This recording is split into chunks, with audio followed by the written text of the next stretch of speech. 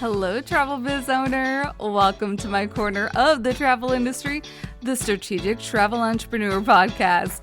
If you're ready to have fun, be inspired, get clarity, and take action in your travel business, then you're in the right place. Let's jump in. Hey everyone, welcome back to the Strategic Travel Entrepreneur Podcast. My name is Rita M. Perez, and I have the absolute crazy honor of announcing to you, if you haven't already seen it on social media, that because of you all listening in and tuning in every week, this podcast has now achieved 100,000 downloads. That is such a huge accomplishment. And I don't think I fully absorbed like the magnitude of being able to achieve something like that. Certainly when I was thinking almost 5 years ago when this podcast first came out, I don't know that I thought that we could reach that amazing milestone. So I am so happy, honored, elated, insert adjective here. I just feel all these amazing things. That one, that you're here still listening to the podcast. If you're new around here, well, welcome. We've got loads of episodes. I mean, we're almost at our 5-year anniversary. We're almost at 250 episodes, which is another huge milestone in podcasting because a lot of podcasts don't typically last this long. And so I am just like, I'm really proud of what we've been able to create, especially as I'm going through past episodes now in creating the blog for this podcast. If you didn't know, spoiler alert, if sometimes you would rather prefer to read some of like the older episodes, we're catching up on the blog. I think we've got like up to episode 56 so far written out, and there's some really great content. I pleasantly surprised myself because I was like, oh, when you first start out creating these episodes, you're not that great. So if you do go and listen in on like 1, 2, 3 and all the other rookie episodes, you're going to find rookie Rita. I was not an expert by any means. And through the years, obviously now over 200 episodes, I am still constantly learning, but I feel like I'm much more confident, much better than I was in those days. But those episodes still pack a huge, huge punch. So all that to say, thank you so much for being here. Thank you to those. I've heard many of you say that you're sharing this podcast with different travel advisors and different agency owners or amongst your agencies. So I really, really appreciate that support because if it was just me, I don't think we would be here at this milestone. So huge, huge thanks to you. Also plug here, if you haven't already left a rating or a review for this podcast, maybe just pause for a second and head back to your podcast player and just enter that. It just takes a couple of seconds to do that. Maybe if you wanted to like write out a full review, if you listen to this episode and really like it, maybe just put in the review why you love this episode. Or if you listen to the last collaborative episode that I've gotten lots of really great feedback, add that into your feedback as well. Because the more reviews that there are the more positive feedback, it does kind of like give the interwebs a little bit more juice to the podcast. So if you could help me out with that, I would really, really appreciate that if you haven't already done so. Now there's also some really exciting updates in the world and realm of Take the Helm and Strategic Travel Entrepreneur. If you're in my email list, you're going to get this in your email list. There have been some updates happening with Summer Camp at Sea, and I'm getting a lot of different feedback from a lot of different people recently. So I am putting out a poll just to get your direct feedback so I can hone in on some things. The short of it is this year's Summer Camp at Sea is being postponed to 2027.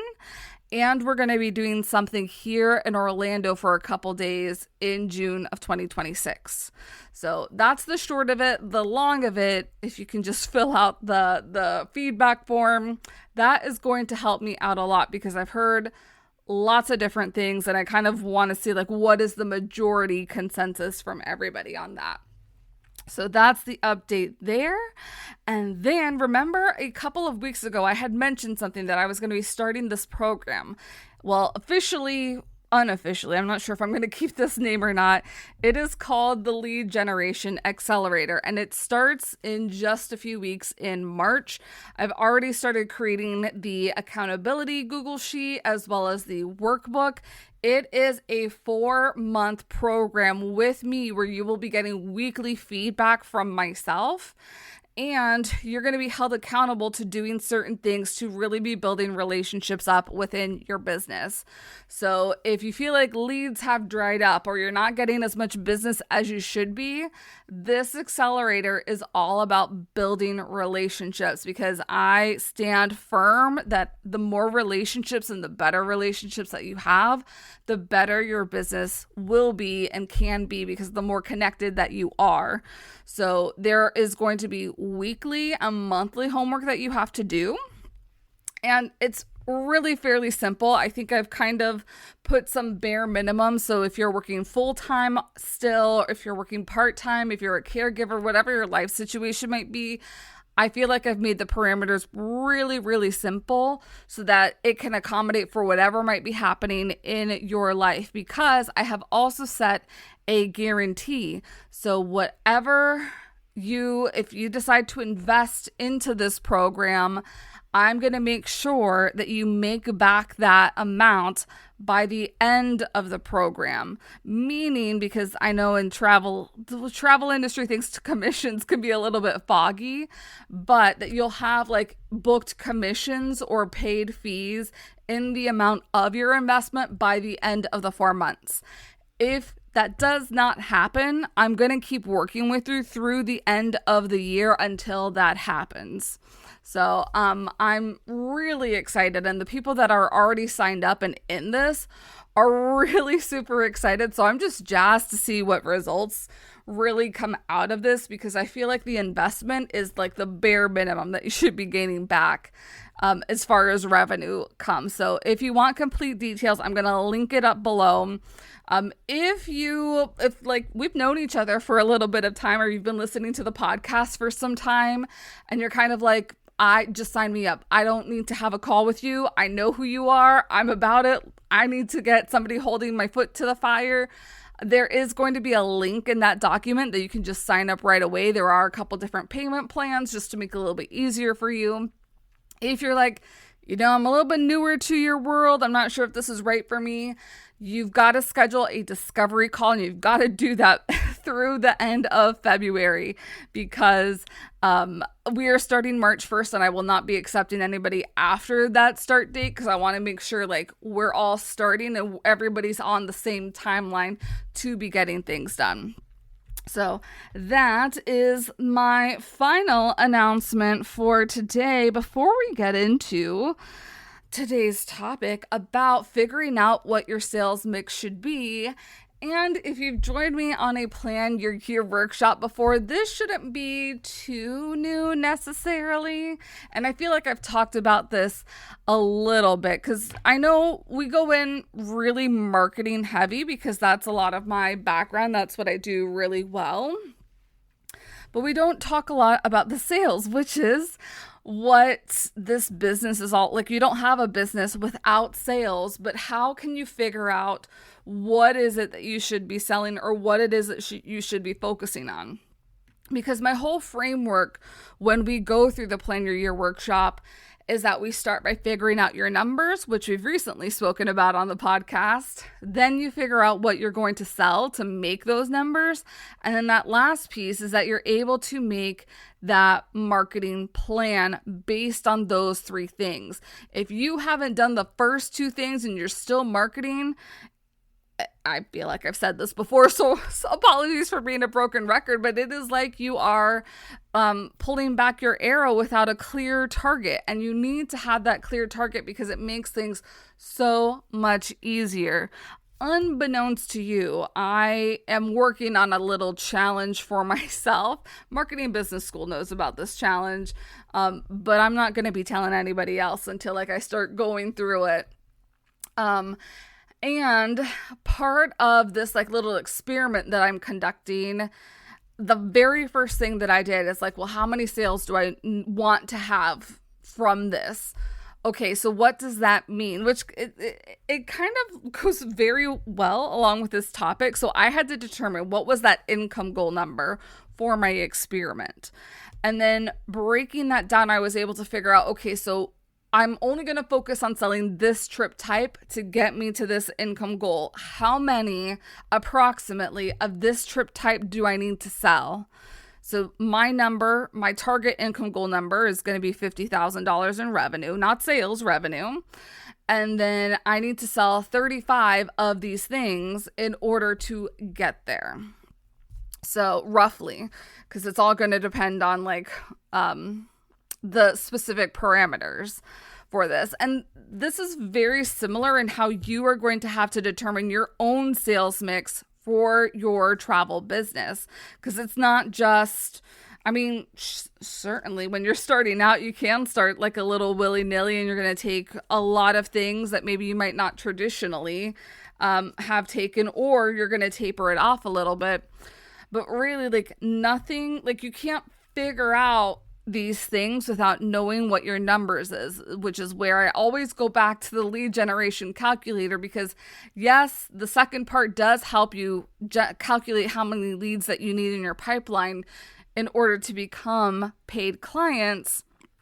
But on top of that, this is also going to like give you those numbers like, okay, this is what the target is. These are the things that I want to sell. How many of each of these things that I want to sell need to happen and need to come to fruition in order for those sales to happen? So I'm going to assume most of you have already done the lead generation calculator. So you know what your income goal needs to be, especially when we're thinking about the rest of 2026. Some of the considerations that you want to have when planning out sales is like, I feel like one of the biggest things is going to be your capacity. So how much time do you have to devote to your travel business compared to other things that might be happening in your life? I know many of you have full-time jobs. You're trying to make this your full-time job, but you still have full-time jobs, or you might have like part-time jobs. So you don't have, let's say, 25 hours a week to devote to this business, or 40 hours a week. You might have like 10 hours or 15 hours a week to devote to your business, because also I don't want you to get burnt out overworking yourself. So does that mean because you have limited time, you really have to max out what you're going to be selling in that limited time? But also thinking about, you only have a certain set of time to be selling and also to delivering on client experience.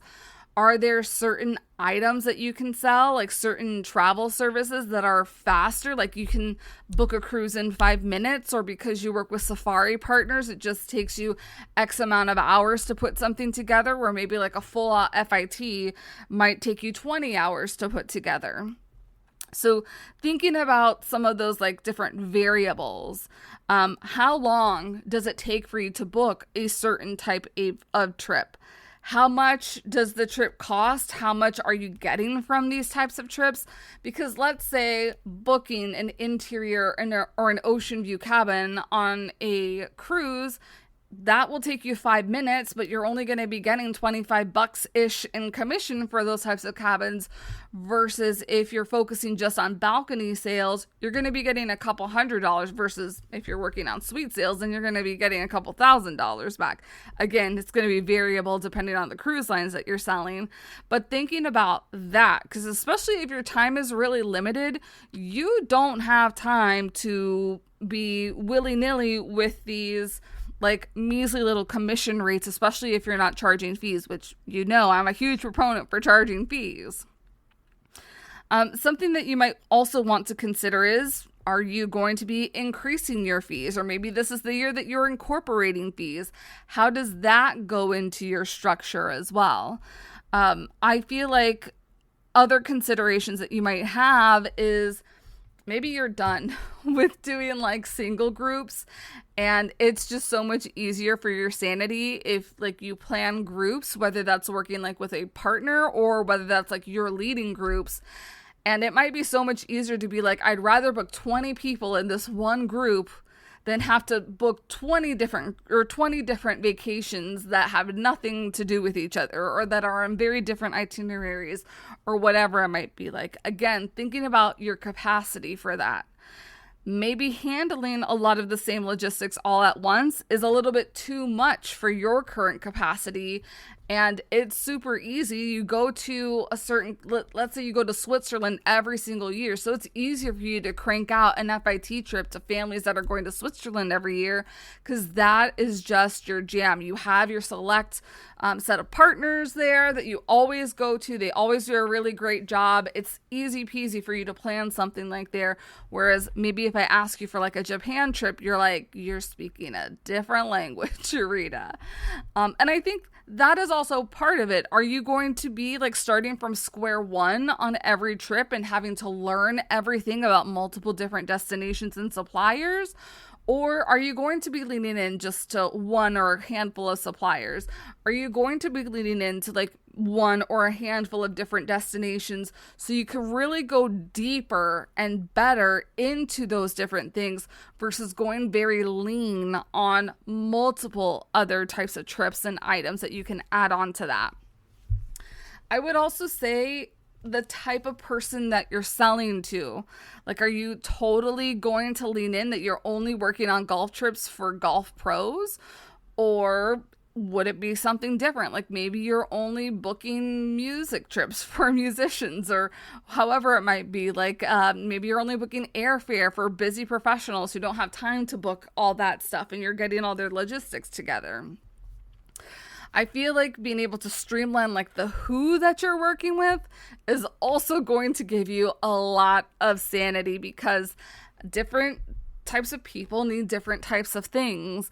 And the more that you go deeper on a niche, wherever that intersection might be, whether it's destination, supplier type of person, the deeper that you go, the more well-known you will be for doing that type of trip. And this is like where you make a name for yourself really in your locale or within this niche, especially if there's a lot of like support that happens in this niche. Like I'm thinking about special dietary needs or special medical needs that people might need. Like if you are that one person, that one go-to person, I can just imagine like if you're doing a really great trip for this family that has neurodivergent family members, they're going to be singing all your praises because you've gotten everything right for them and you understand them because you have also lived that life.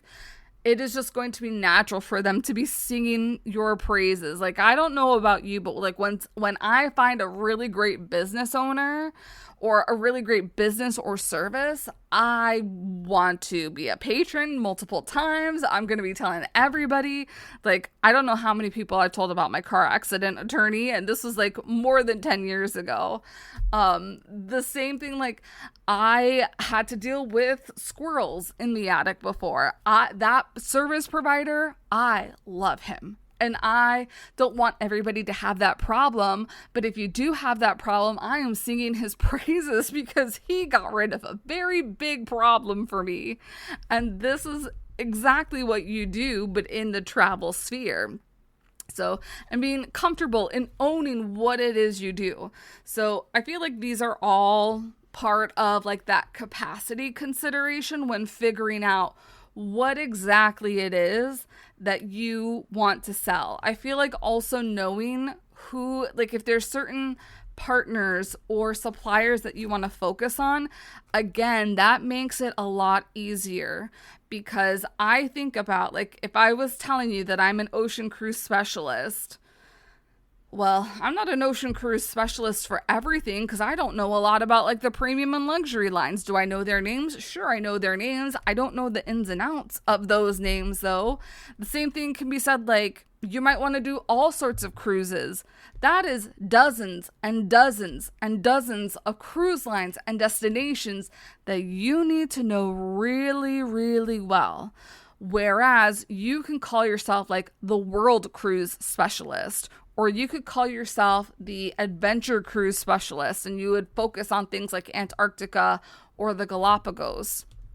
Like really figuring out what is that lane that you want to be in and sticking to it and being comfortable sticking with it for at least 6 months to see what happens. Because again, it does take time for these things to build up and for you to be known as a certain thing or a certain person within your industry.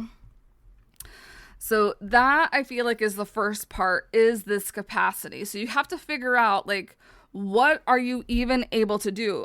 This conversation, thank you for inspiring this marketing business school this week, because somebody's in a very similar situation where they do not have a lot of time, but they need to be making sales, and they focus a lot on theme park travel. So we gave them the suggestion that they might focus on theme park travel, but they need to not focus on the budget resorts anymore. They need to focus on those villas and those premium experiences, because that's where they're going to make the revenue that they need to be making in that short amount of time that they have.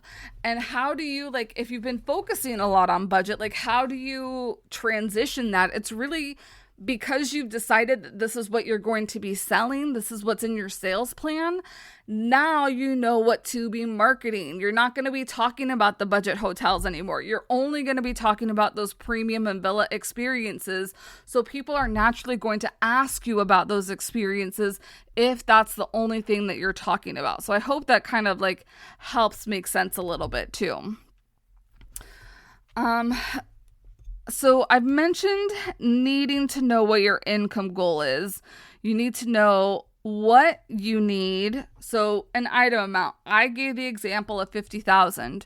From there, you also need to know, okay, so if I need $50,000 in revenue, how much in sales is that actually?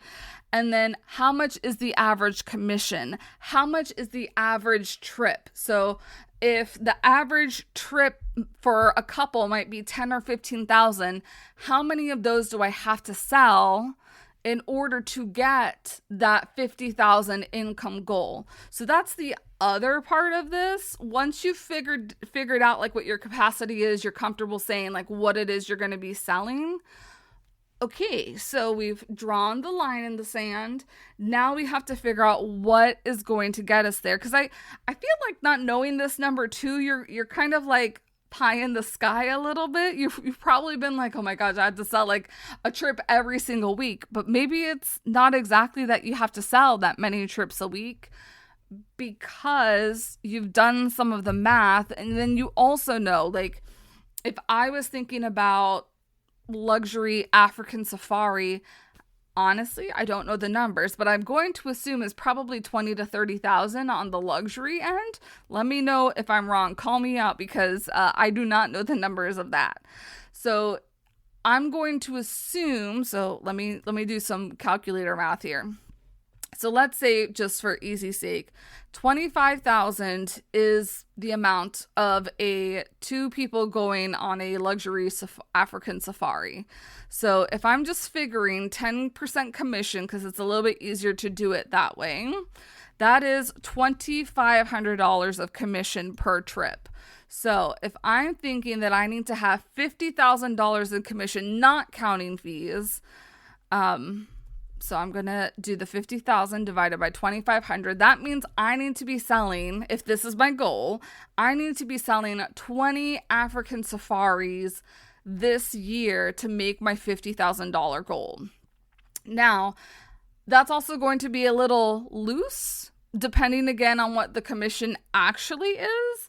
I would also say, depending on what your fee is, because let's say that your fee is maybe $750 to plan an African safari. So you can probably take a couple of those trips out of there. Maybe we only need 15 trips to sell, because you're factoring in that you're also getting professional fees from that.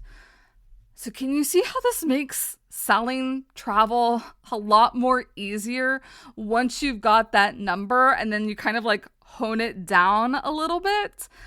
I feel like this is the moment where everything in your life starts to make a little bit of sense here. So you've kind of so you've accomplished a little bit of your income goal. You kind of know like how much you need to be selling. Then we've got to figure out like what else might be in that sales mix. So your professional fees, how are you doing those? Is it per person, per trip? Is it per group? Do you have an annual membership? I know many advisors are kind of like going on to that model. If maybe you do specialize in African safaris and you only focus on honeymoons and couples, or you only focus on families and couples, figuring out like narrowing it down like even further a little bit that way for marketing aspects. Are you also going to be offering maybe like itinerary creation services where you can maybe like charge $500 and you'll create a custom itinerary if somebody just wants to plan it themselves? Maybe somebody wants to pick your brain, so you charge them $250 for a pick your brain session. Maybe you want to be hosting like maybe some travel workshops and you charge like $50 or $40 per ticket for somebody to be able to go to a virtual or an in-person travel workshop. Maybe you have some sort of membership. See, now we're kind of going into the planning of the other sales. We've talked about like maybe what your base might be. Are there going to be different revenue generators for your business too? So there's a lot of different like avenues that you can go in here. Pretty much once you've started figuring some of these things out is where I would say now you've got to make this kind of plan in your sales planner. And if you're in the Plan Your Year workshop, you have these Google Sheets that make life a whole lot easier for you to start planning things out, where you can put like your different professional fees on different lines. You can put if you're doing FIT trips on different lines. Same thing with groups. So on one side, you have like the what's of the travel. And then on the right side in the other columns, you're going to be putting in the hows of the travel. So what the revenue amount might be, how many of each different bracket you need, what the average commission split might be. And then you get certain totals. Because maybe it's that you want to focus on 5 couples a year and then 15 families a year. It sounds like a really good mix to you, and that's what's going to generate the revenue that you need based on your income goal. Now, if you're like, how do I get access to these sheets? Well, you do have to be in the Plan Your Year workshop, and that does not open again until this fall. But I did create a workbook that you can get access to through Amazon. So I will go ahead and I'll link that. It kind of goes through the whole Plan Your Year process, but you obviously don't have me facilitating that, so you don't have like my input on certain things. And you do not get access to the Google Sheets. That's only for people in the Plan Your Year workshop. But this is better than not having anything at all. And you're going to have like this paper planner to be putting in all your numbers and also keeping track, because inside of there, you can also keep track of like your quarter 1 and how did you do in quarter 2 and so on and so forth. So after you've kind of figured out what your income goal is, figured out what your capacity is, hopefully, surprise, you have figured out what it is that you are selling. You feel really good with that sales plan. Still thinking about timing and capacity. And I also think of like good, better, best. The main income that you need, like the very base, that is your good number. Then you have like your better and your best numbers. I bring this up because there are different ways to boost your sales also, because who wouldn't want a couple extra sales for this or that, or any surprise expenses that come and happen, because that's just what it's like being in business. So thinking about what some of these sales boosters, because let's just say you've only accounted for the trips itself, you haven't put any upsells on this trip. So you've kind of accounted for the trip, you've accounted for the planning fee, but you haven't accounted for travel insurance, which can be a really nice revenue generator for you. There's also that I put suites here because it can be like maybe you just want to do mass market cruises because you know the mass market lines really, really well.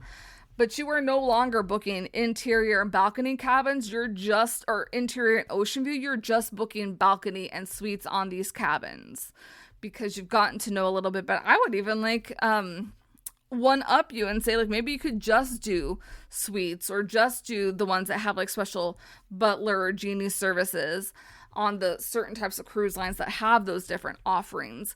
It's very similar to that theme park. Like instead of offering the budget-friendly resorts, just offering or just specializing in the premium resorts. Because again, there are so many items that you need to be aware of in just like cruises and just theme park travel. I mean, we were talking about theme park travel, and I mean, I live in Orlando. I don't know everything about the theme parks because they are constantly changing all the time. They're also adding things all the time. I'm like, don't even get me started on Epic Universe. They just added 2 new hotels.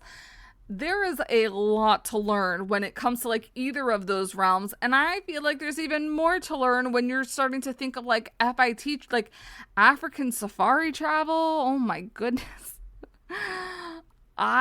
I wouldn't even know the first thing. See, that's not my realm, but I would love to refer you business if that's your realm.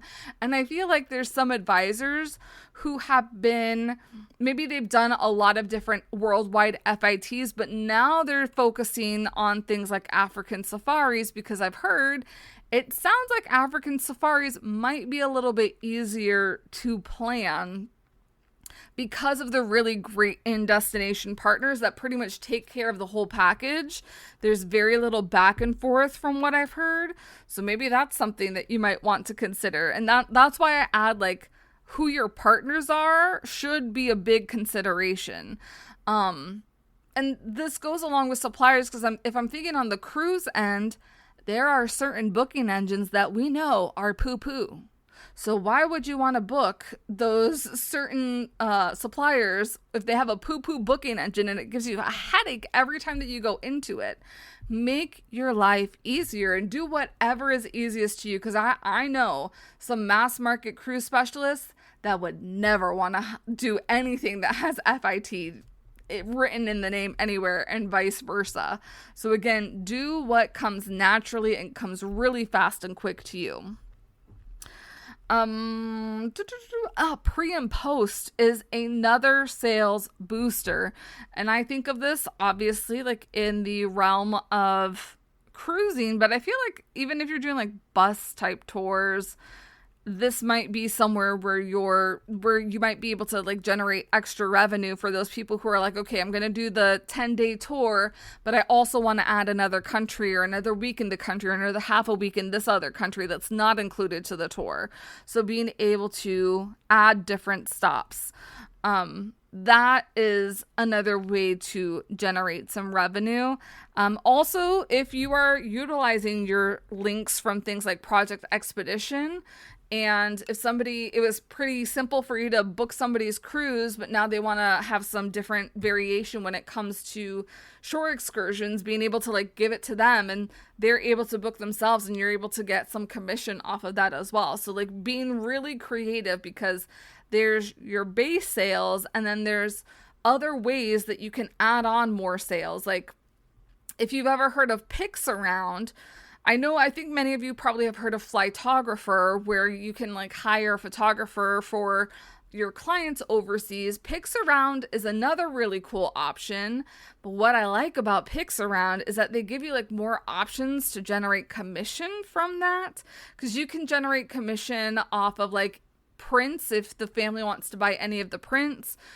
This could also be like a really neat like value add. So if it is a really hefty price tag on the trip that your clients are adding and you just want to sweeten the pot a little bit, maybe just adding a photo session for them, and then they would like purchase anything that they purchase, like any of the prints that they purchase from that session, you would be able to make commission off of. So there's really creative ways to add some revenue that's travel related, but not necessarily like just travel specific. These are just enhancers to the trip, to the experience, especially when we're thinking last week where we had that really great collaboration with 8 different partners within the industry. They had some really great ideas of how to put those different special touches. I feel like this might be another area where you might be able to add some special touches. So I think this is a really good place to start wrapping up on really figuring out and determining what your sales mix is within your travel agency. My best recommendation, if you are not trying to hone in on certain things, even though I would love for you to hone in and like be the expert of this thing or these types of people, is just at least don't do everything. Like if you have decided you're just going to do land trips, let that be your one thing, and then you can narrow it down a little bit more. I just don't want you to focus on taking everything, because that is going to be even more difficult to put a target on. That's going to be even more difficult for your marketing efforts, because if you are trying to market everything, the market people are going to be so confused about what they should be really calling you for. They're not going to be able to differentiate what you can do versus like what an OTA would be able to do for them. I feel like that's also where like you become transactional and not transformational. So transactional like an agent, like a booking agent, and that's not the place, that's not the role that you want to be landing in. You want to be landing as a true and trusted advisor. And to do that, you do have to go deeper on fewer things, evaluating that capacity, figuring out what money do you actually have to be making, and putting a line in the sand and feeling very comfortable and confident that, okay, these are the only types of trips. We're going to make this happen. And of course, you can always pivot in the future, but you do have to give your plan a fighting chance, but you can't do that if you don't know what the plan is or if you haven't like solidified everything. So let me know what questions you might have about determining your sales mix. Let me know what else we might need to consider for this. Feel free to send me your thoughts by clicking on the link in the show description. I will see you all next week. I can't believe we're already at the end of February. How did that happen? Thanks for joining me on the podcast today. Remember to check out the show notes for all relevant links and resources from today's show. See you next time.